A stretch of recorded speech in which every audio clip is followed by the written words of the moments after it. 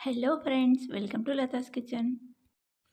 ఈరోజు మనం శ్రావణ మాసంలో దేవుడికి నైవేద్యంగా పెట్టడానికి ఇన్స్టెంట్గా అప్పటికప్పుడు చేసుకోగలిగే 2 ప్రసాదాలను ఎలా ప్రిపేర్ చేయాలో చూద్దామండి.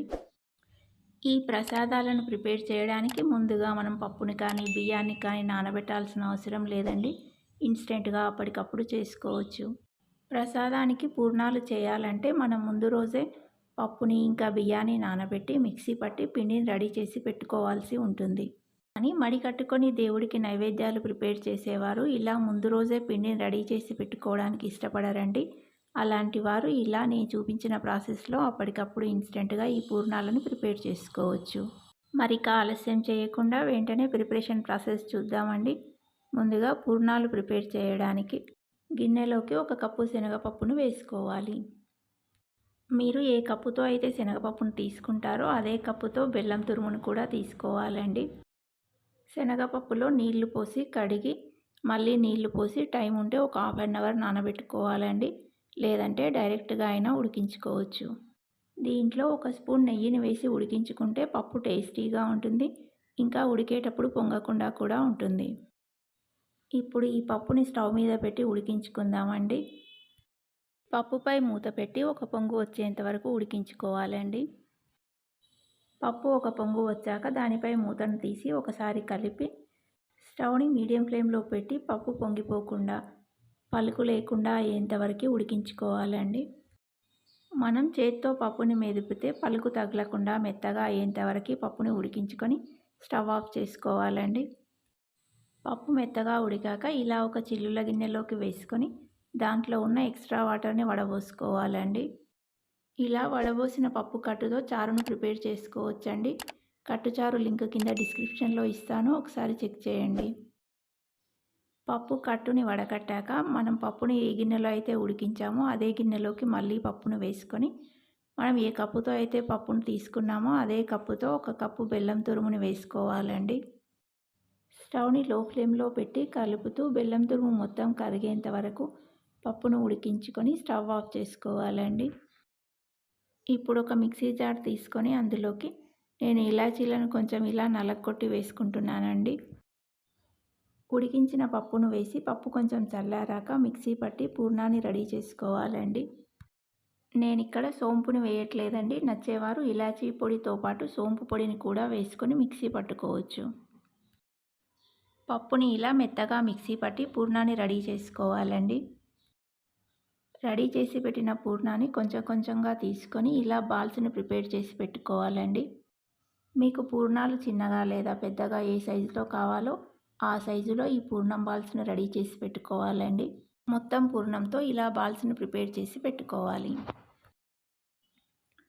ఇప్పుడు ఒక గిన్నెలోకి 1 కప్పు గోధుమ పిండి, పావు కప్పు మైదా పిండి, చిటికెడు ఉప్పు, పావు టీ స్పూన్ వంట సోడా, 2 స్పూన్ల చక్కెర, 1 స్పూన్ నెయ్యి వేసి పిండిని బాగా కలుపుకోవాలి.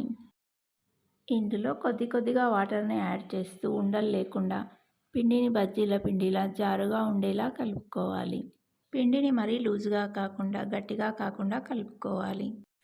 ఇప్పుడు డీప్ ఫ్రైకి ఆయిల్ పెట్టుకొని ఆయిల్ వేడెక్కాక మనం రెడీ చేసి పెట్టుకున్న పూర్ణం బాల్స్ని ఇలా గోధుమ పిండిలో అద్ది వేడిగా ఉన్న నూనెలో వేసుకోవాలి. పూర్ణం బాల్స్ని పిండిలో డిప్ చేసి పిండి అంతా బాల్స్కి చక్కగా కోట్ అయ్యేలా చూసుకోవాలండి. లేదంటే ఆయిల్లో వేసినప్పుడు పూర్ణం బయటికి వస్తుంది. మీరు పూర్ణాలు వేసేటప్పుడు ఒకదాన్ని వేసిన తర్వాత పిండి లూజుగా అనిపిస్తే ఇంకొంచెం గోధుమ పిండిని యాడ్ చేసుకొని కలుపుకోండి. వేడి నూనెలో ఇలా నూనెకు సరిపోను పూర్ణాలను వేసుకొని స్టవ్ని మీడియం ఫ్లేమ్లో పెట్టి గోల్డెన్ బ్రౌన్ కలర్లోకి వచ్చేంత వరకు ఫ్రై చేసుకొని ఒక ప్లేట్లోకి తీసుకోవాలి. అన్నింటినీ ఇలాగే వేసుకొని డీప్ ఫ్రై చేసి ఒక ప్లేట్లోకి తీసుకుంటే పర్ఫెక్ట్ అయిన ఇన్స్టెంట్ పూర్ణాలు రెడీ. ఇప్పుడు మనం ఫ్లఫీగా కరకరలాడుతూ ఉండే ఆలూ బజ్జీని ఎలా ప్రిపేర్ చేయాలో చూద్దామండి. ఆలుగడ్డల్ని కడిగి చెక్కు తీసి చిప్స్లా కట్ చేసుకొని పెట్టుకోవాలండి. చిప్స్ ప్రిపేర్ చేసే స్లైసర్తో స్లైస్ చేసుకుంటే మనకి ఇలా సన్నగా వస్తాయండి. ఇప్పుడు ఒక గిన్నెను తీసుకొని అందులోకి 2 కప్పుల శనగపిండి, 4 స్పూన్ల బియ్యం పిండి, 1 టీ స్పూన్ సాల్ట్ లేదా మీ రుచికి సరిపడా వేసుకోండి. 1 టేబుల్ స్పూన్ కారం, 1 టీ స్పూన్ అల్లం వెల్లుల్లి పేస్టు, హాఫ్ టీ స్పూన్ పసుపు, హాఫ్ టీ స్పూన్ వామని చేత్తో నలిపి వేసుకోవాలండి. పావు టీ స్పూన్ వంట సోడా వేసుకొని ఇంగ్రీడియంట్స్ అన్ని పిండిలో బాగా కలిసేలా కలుపుకోవాలి.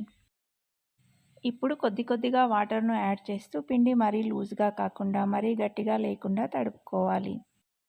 పిండిని ఇలా కలుపుకున్నాక డీప్ ఫ్రైకి ఆయిల్ పెట్టి ఆయిల్ వేడెక్కాక మనం కట్ చేసి పెట్టుకున్న ఆలూ చిప్స్ని తీసుకొని పిండిని ఇలా ఒకవైపు మాత్రమే అద్ది పిండి అద్దిన సైడ్ కిందికి వచ్చేలా ఇలా నూనెలో వేసుకోవాలి.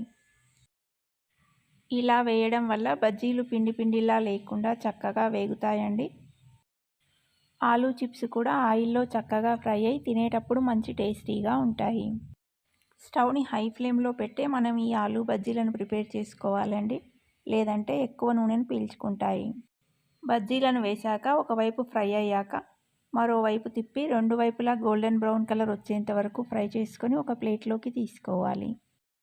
మనం పిండిని కలుపుకునేటప్పుడు బియ్యం పిండి వేయడం వల్ల ఇవి మంచి క్రిస్పీగా వస్తాయండి. ఇలా నేను చూపించిన ప్రాసెస్లో మీరు ఆలూ బజ్జీని ప్రిపేర్ చేశారంటే బజ్జీలు పిండి పిండిగా లేకుండా చక్కగా గుల్లగా క్రిస్పీగా వస్తాయండి.